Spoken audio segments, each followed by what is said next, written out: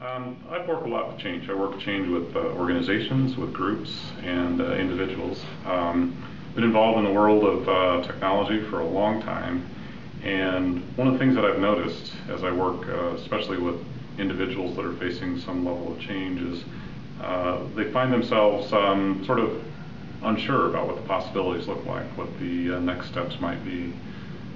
They find themselves in the middle of a career or life transition, and looking at the future and finding new possibilities is sometimes difficult.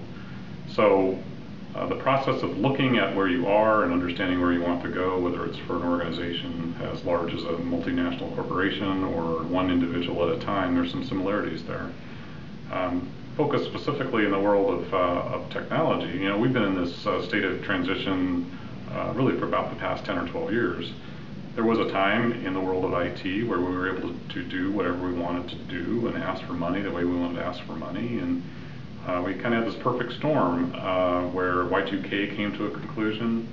We had the dot-com bust, and we also had this whole process of citizen IT types coming together where technology became more and more commoditized, and you know, our neighbors that set up wireless networks thought they could be the IT director for the companies that we're part of. And anyway, we faced the point where there was crisis, and moving forward required us to do some different things.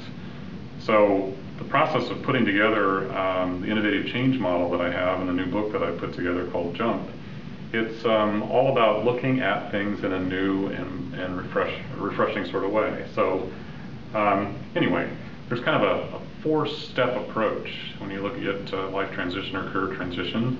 And one of the things that I help individuals or organizations with is to say, what do we want to be known for? What's our vision? And it may sound a little corny, and sometimes it is, but what do I stand for, and how do I want to be remembered? Often we find ourselves sort of doing the same thing on a repeated basis, and that becomes our norm, and breaking out of it's quite difficult. So the first thing I ask people to do is to look at the possibilities, look at what vision you might have for yourself, and just dream some. Don't list make, don't pro and con analyze, just simply dream some. That can be hard for people that are in the middle of a crisis. One of the things we have to focus on when you look at change too is adapting this survivor's mentality. And before you can really dream, you have to focus a little bit on making it from one step to the next.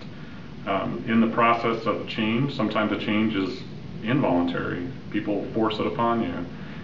Sometimes the change is of your own doing. Your need to change, you haven't been keeping up. But in either case, the world continues to move, and the process of being a survivor is important.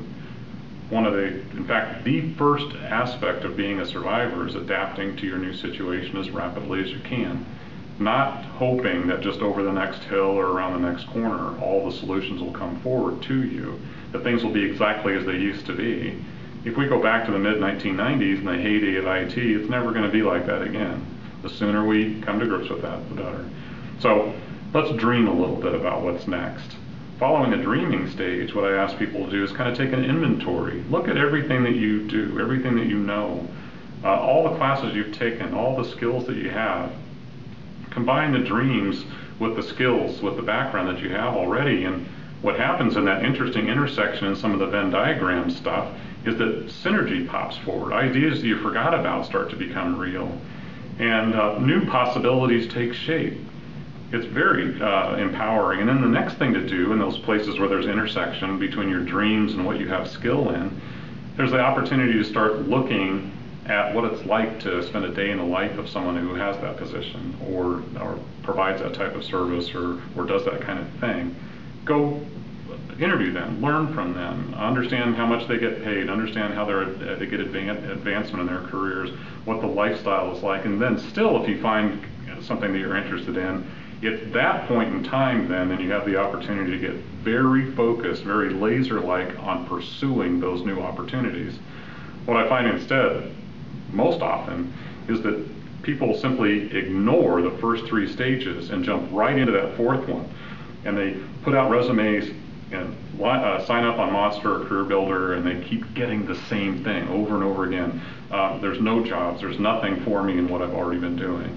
So the process of innovative change let's bring some creativity and some innovative thinking up front. Let's look at some new possibilities. Let's use some processes and tools to be able to get you in a new and powerful direction, and then give you the energy to be able to make it real.